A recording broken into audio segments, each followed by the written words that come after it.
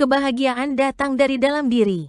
Mari perhatikan orang miskin, bila mendapatkan makanan sudah merasa bahagia, bandingkan dengan orang kaya, mampu membeli makanan mewah belum tentu bahagia.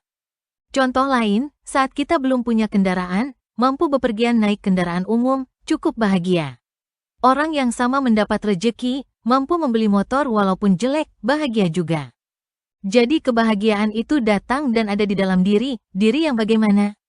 Diri yang memiliki emosi positif, seperti rasa puas, dan hilangnya pun, karena emosi negatif seperti kecewa, cemas atau depresi. Mari lihat kisah Abdul, yang seorang petani desa, hidup sebatang kara di gubuknya.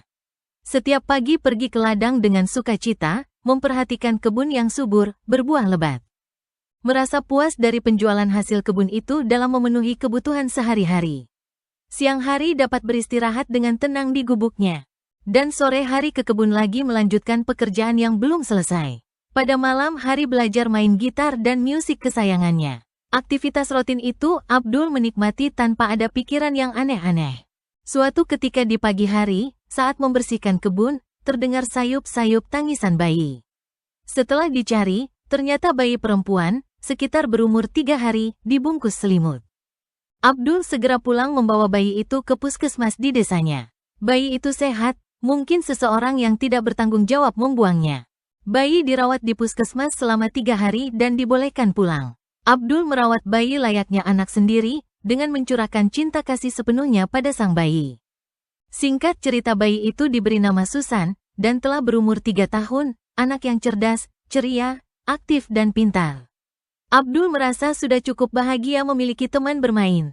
Sering diajak bersama ke kebun. Abdul berusaha membahagiakan Susan dengan sepenuh hati yang tulus tanpa meminta imbalan. Pada ulang tahun keempat, Abdul berusaha membuat kejutan kepada Susan dengan mengajak Susan ke pasar untuk dibelikan hadiah.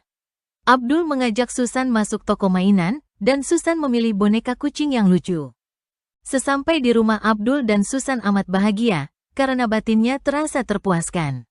Susan selalu membawa boneka kucing itu kemana-mana, tak terkecuali ke kebun bersama ayahnya. Karena tidak hati-hati, boneka itu jatuh di lumpur sehingga kotor, Susan pun sedih dibuatnya. Abdul sebagai orang tua merasa iba atas kesedihan Susan, semua kebahagiaan berubah menjadi kekecewaan. Abdul berusaha keras menghibur Susan agar tidak terlalu sedih, dan menyarankan berusahalah membersihkan. Susan sambil menangis membersihkan boneka itu sampai tampak seperti biasa. Walau tidak persis sama. Dari kasus ini Abdul memperoleh penyadaran atas kelahiran ke dunia untuk berbuat baik, dengan memberikan cinta kasih, welas asih kepada semua makhluk. Abdul baru menyadari perlunya ajaran agama dalam menjalani hidup ini. Pengalaman menunjukkan bahwa kebahagiaan atau kesenangan akan diikuti oleh kekecewaan, kesedihan. Dia akan silih berganti, tanpa dapat dikendalikan oleh siapapun. Dari sini peranan sikap setiap orang, agar selalu tenang dalam setiap kondisi dunia ini. Dalam situasi ini diperlukan ketangguhan terutama mental untuk menganggap cobaan menjadi tantangan. Jika bisa menerima kesedihan dan kebahagiaan secara seimbang, itu berarti spiritual sudah berkembang. Walaupun apapun kondisi yang dihadapi dalam hidup ini, tidak lupa bersyukur sebagai lahir menjadi manusia, karena kelahiran sebagai manusia sangat susah. Semoga terinspirasi.